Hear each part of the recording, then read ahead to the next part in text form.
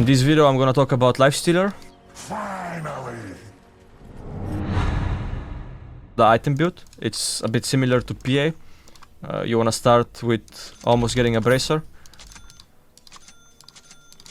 This should be your starting item build. Then you finish the bracer and you buy Orb of Venom.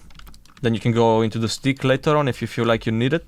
Get your face boots, bracer, wand, Orb of Venom or corrosion, depends how you feel it. And in the perfect scenario, of course, you wanna sit on this safe lane until you get your helmet. And that's when you can think of, I can now push mid tower, I can go fight, I can look into fighting. But the first thing is you really need to get this armlet, because this is the biggest power spike in the first 15 minutes for Lifestealer. And that's when the hero actually feels strong. Before that, you just wanna annoy them on the lane, and you wanna be there and you wanna protect your tower at all costs. You don't really wanna move too much around because you don't have any abilities. After you get this armlet and you start looking into fights, of course, most of the games, if you feel like you need Sange, you can buy Sange. Then after Sange, you buy Desolator, and you repeat the same way. You just wanna play on Rosh a little bit. Once you get the first Rosh, you wanna force towers with the Deso, you wanna get tier 2s, which is really important for Lifestealer. Another power spike on Lifestealer is when you buy the shard, or you get it from a second Rosh, it doesn't matter. Getting this extra slow, extra reach, it just unleashes a lot of potential for the hero. And like, if it's around minute 20 plus and you already have your core items, you should look into buying it, because it's just such a nice ability to have after minute 20. Oh, yes. When it comes to skill build about Lifestealer is, you don't really want to get rage on the lane unless it's like a necessity and you feel like you can't really skip it. You want to combine Feast and Frenzy spell. How I usually like to do it is I get 2 or 3 points in the Feast, then I can even max out the Frenzy. When I feel like I get Face Boots, Corrosion or Orb of Venom, maxed out Frenzy, just a crazy combo, and no offlaner likes to stay against this. And even though you have no stun or anything, you can just chase him out and you just zone him out of the lane completely because of it. After that, obviously you max Rage. When you get Infest, now it's a bit more changed, and I feel like even if you have a vehicle for Lifestealer, like a jump with the Infest, you still would rather save it for like the middle of the team fight, because you can easily save your mid guy or your offlane guy with this spell, and it's more like a saving tool rather than offensive and just trying to find kills with it. So this is a good thing to keep in mind. He's really good to play with all these, again, range 5s that have reach, have stuns. You don't really want to pick Lifestealer if your team has no stuns. It's gonna make the hero look really bad. You just want to wait and see if you're gonna have enough stuns for you to pick it. I think this is the main thing about Lifestealer. It's not as much about what the enemies play, it's more about what your team has.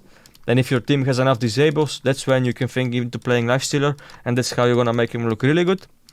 But saying that, I have like 6-7 heroes that I feel like are a big problem for Lifestealer. We can start from AA. AA removes the armlet possibility for Lifestealer. Shadow Demon, the Purge, is extremely annoying. Razor, of course, it doesn't allow you to sit in the middle of the team fight. He gets your damage. Wyvern, third spell is really annoying. And I think those are like the most annoying heroes for Lifestealer right now. And it doesn't matter if you play against counters, like sure, Morph might be one of those as well, but you still have good timings against all of these carries because you just sit on the lane and you're untouchable. And when you get the Desu, you can speed up the game. So let's say you're playing against unfavorable core matchup, but you're good against the supports, and you're gonna have a free lane. This is still a good Lifestealer game if you have enough disables. And you should not feel pressure that, oh, I'm playing a Lifestealer into Void and what am I gonna do? No, it doesn't work this way. If you get a good lane and you have enough stuns, you're gonna win even against counters when it comes to core matchups. Why Lifestealer is good is because you just sit there for 10 minutes and you're like this wall, this tank that cannot be bullied out of safe lane, and this creates a lot of problems for the enemy team. How you wanna play Lifestealer is, since you have no reach and since you cannot kill any supports really, you just want people to come to you. So how you want to play Lifestealer is you want enemies to come to you. And how do you make them to come to you is by pressuring their tier 2s and getting their outposts faster than them. You don't even need Desu, to be honest. It could be just Face Boots, Armlet, Sange, and you feel like, oh, I don't want to run around the map too much. Then you start pushing tier 2s and you force them to come to you. This way you're going to find openings. And if they don't want to come to you, then sure, that's a free tier 2, that's a free Rosh. And after you get Desu, you're just going to start shredding their buildings. And after the second Rosh again, you get this Axe Shard in a perfect scenario and you look into poking high ground. with maxed out rage. And this is like how it should look.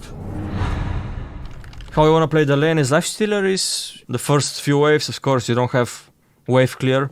You can't really just push the wave that easily. What you wanna do is you just wanna try and right click every creep as much as you can. Maybe try to hit the position for the offlane guy if it's a melee.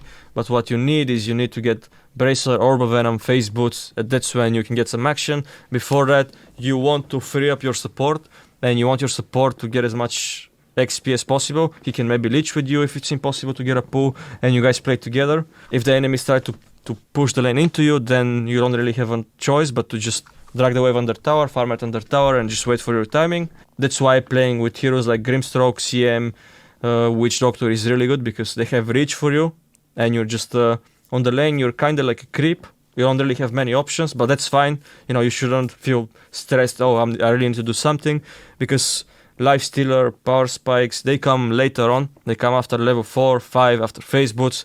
Until then, you just sit there like a tank, and they can't touch you, and you just get free last hits. And this is how you should play the first like 5-6 minutes. There is not much else you can do, to be honest. Maybe you can help your support when he tries to pull and try to help him with the position 4, but this doesn't happen a lot. So I'm just killing creeps under tower because I can't really clear the waves. So in the games where you're not really laning against the offlane guy and they feel pressure to leave you alone at some point as well, what you want to do is you want to use the catapult to its full potential, and you want to force the people to come back to your lane, and then you go back to farming the big camp, because this way you start creating some pressure. And here I'm gonna try to use the catapult and force Auk to TP on the lane, because he's farming jungle and he's way too happy doing that in this game. Again, I'm just getting my Phase Boots, I'm waiting my armlet. I'm not really in a rush to do anything, I'm not in a rush to TP away. I don't wanna do anything except just sitting on this lane. To be honest, this is Lifestealer's like perfect playstyle. You just sit there, untouchable, and they watch you get last hits. It sounds a bit boring, but it's also really strong. Because like, imagine you put yourself in the enemy shoes and they see this Lifestealer on bot lane with Phase Boots, Orb of Venom and maybe Armlet next, and then you can't really touch him and he's just there. It creates a lot of pressure, because they can't bully you out. That's why Lifestealer is good as well. Now I'm gonna try to use the catapult. Try to protect it as much as we can.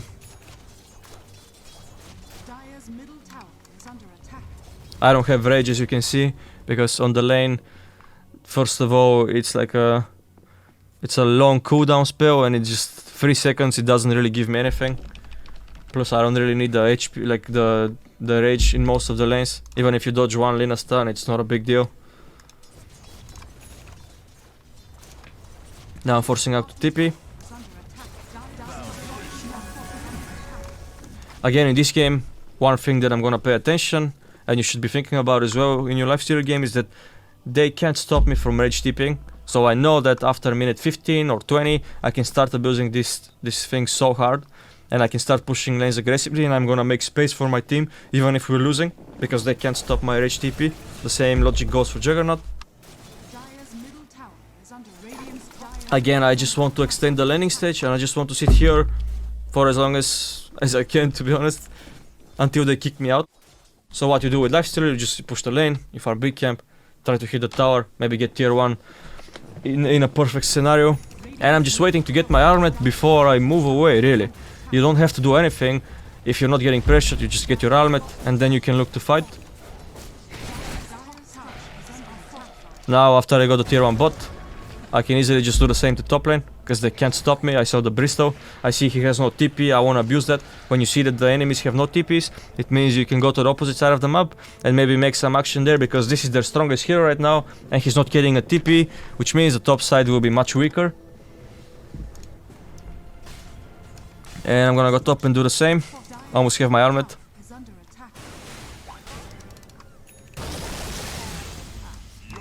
Basically, me staying bot, I got the achievement that I wanted, I got their tier 1, I got my armlet almost.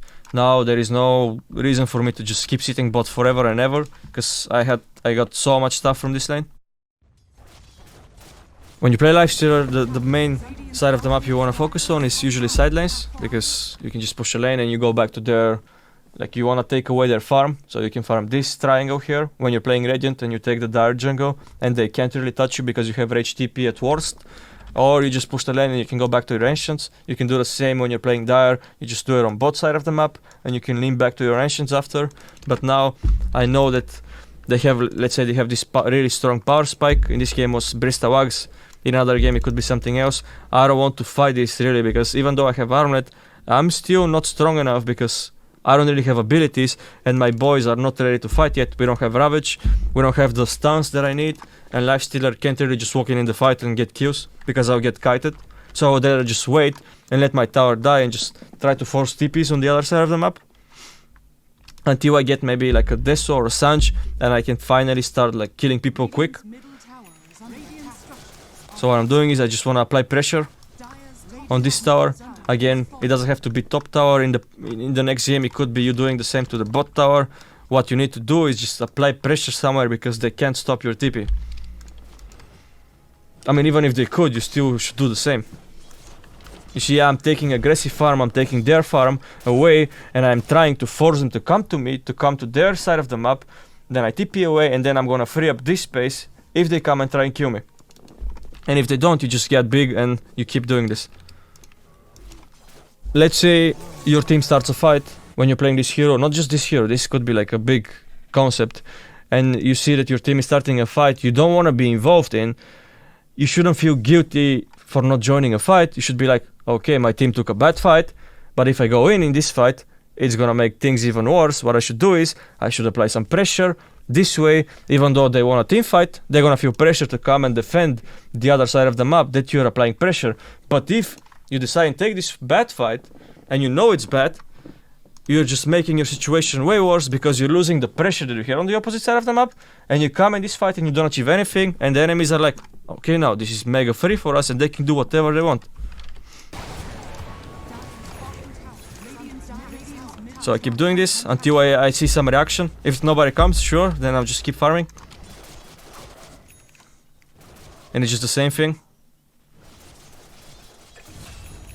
I don't care what they're doing, I don't care about my team either, to be honest. What matters for me is for me to get really strong. In this way I can carry the team.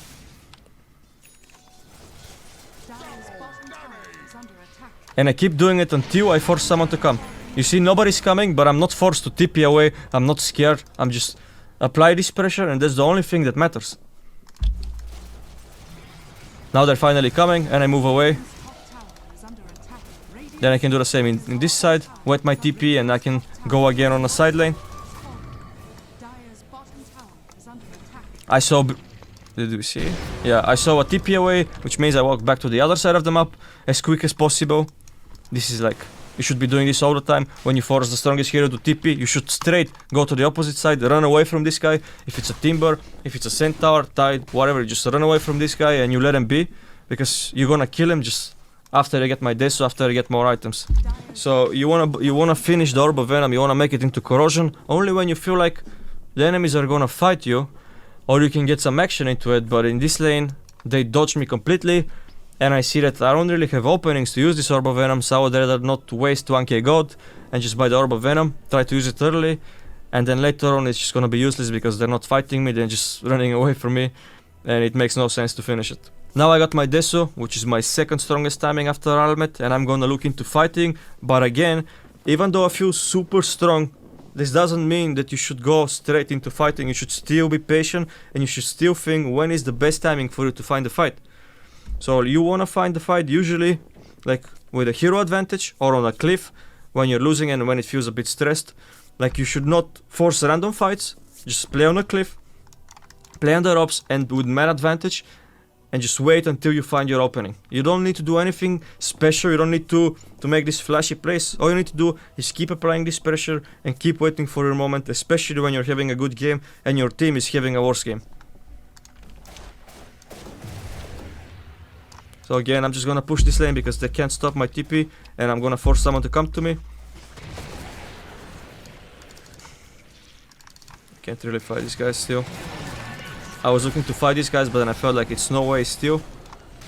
And now, even though I tip it away, I know that I have rage and I know it's hard for them to kill me, and I see that they're pushing top.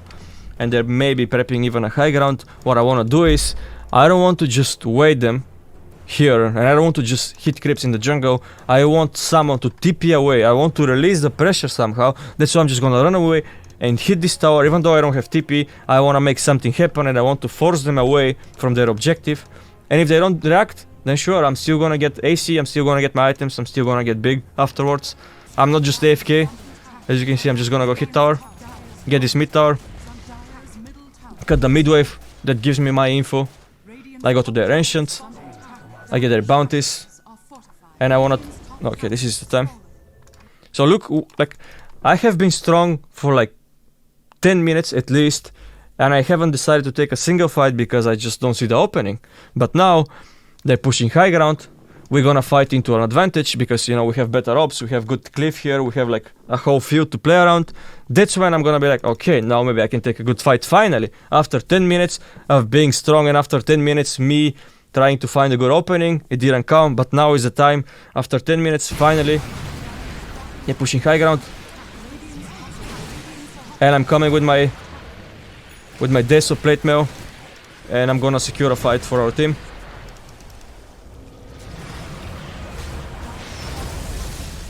You see, the game was looking grim, but this one opening that you wait for 10 minutes is gonna win you every single game.